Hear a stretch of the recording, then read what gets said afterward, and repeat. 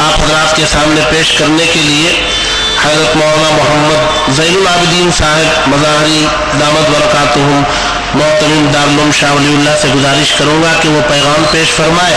اس کے بعد انشاءاللہ صوبائی دو مسئلوں پر ریزرویشن دو مسئلوں پر تجاویز پیش کی جائیں گی اور کانگریس کے رہنما جناب روشن بیگ صاحب اس پر اظہار خیال فرمائیں.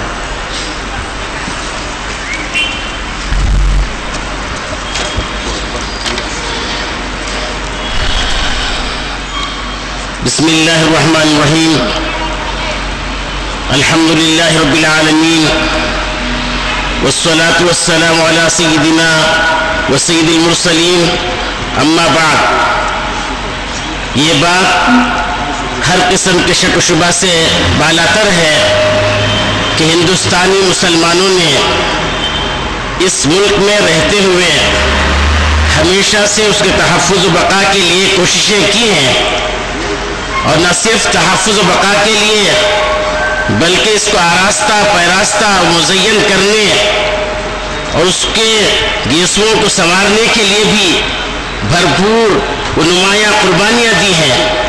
یہ تاریخ کا ایک ایسا واقعہ ہے جس کو نہ چھپایا جا سکتا ہے اور نہ فراموش کیا جا سکتا ہے. اور یہ بھی ایک واقعہ ہے کہ یہاں کے مسلمانوں کی اس ملک کے لیے خدمات سب کے برابر ہی نہیں بلکہ کہا جائے تو کوئی مبالغہ نہیں، سب سے بڑھ کر ہے.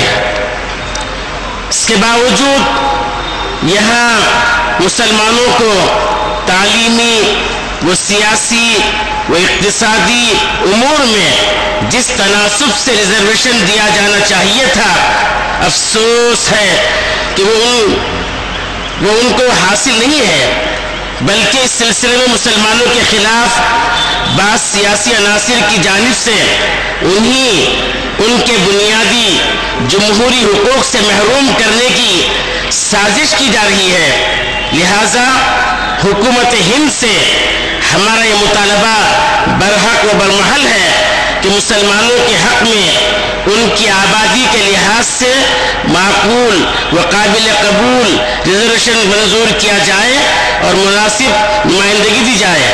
نیز ہندوستان کے رہنے والے خواہ وہ کسی مذہب سے تعلق رکھتے ہوں اور کوئی بھی زبان بولتے ہوں، کسی بھی علاقے میں بستے ہوں، ان میں سے کوئی یہ نہیں چاہتا کہ وہ خطرات و پریشانیوں، بے سکونی و بے اطمینانی کی زندگی گزاریں، بلکہ ہر ایک کی یہی خواہش ہوتی ہے کہ وہ اپنے برادران وطن کے ساتھ پرسکون ماحول میں اطمینان کی زندگی گزارے.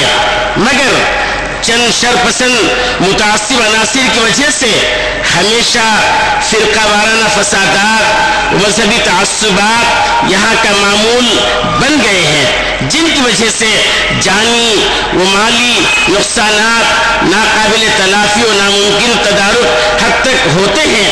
نیز اس سلسلے میں مسلمانوں پر ظلم اور بیجا گرفتاریوں کا جو سلسلہ چلتا ہے وہ اپنی حدوں کو پار کر جاتا ہے. پھر یہ فرقہ وارانہ فسادات و مذہبی تعصبات اگر ایک طرف ہندوستانی باشندوں کے چین و سکون کو بربادی کا باعث ہیں اور معصوم جانوں کی تباہی کا ذریعہ بنتے ہیں، تو دوسری جانب یہ ہندوستان کے حسین چہرے پر ایک بدنما داغ کی حیثیت رکھتے ہیں جو عالمی برادری میں اس کی ناک نیچی کر دیتے ہیں.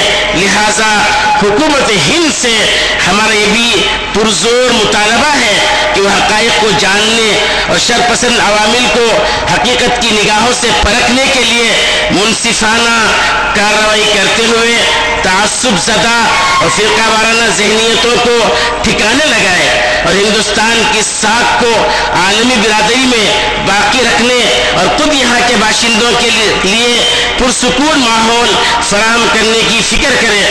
جمعیت علماء ہند نے ان مسائل پر عوامی بیداری کے ساتھ اہل حکومت کو توجہ دلانے کے لیے جو اقدام کیا ہے اور مسلمانوں کے سلگتے ہوئے مسائل کے حل کی جانب جو پیش قدمی کی ہے، ایک مبارک اور انتہائی ضروری اقدام ہے جس پر جمعیت علماء کے ذمہ داران مبارکبادی کے مستحق ہیں.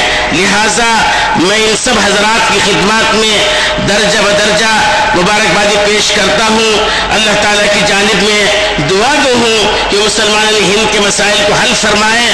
اس سلسلے میں کی ان کوششوں اور بالخصوص جمعیت علماء ہند کی کوششوں کو کامیابی سے ہمکنار فرمائے.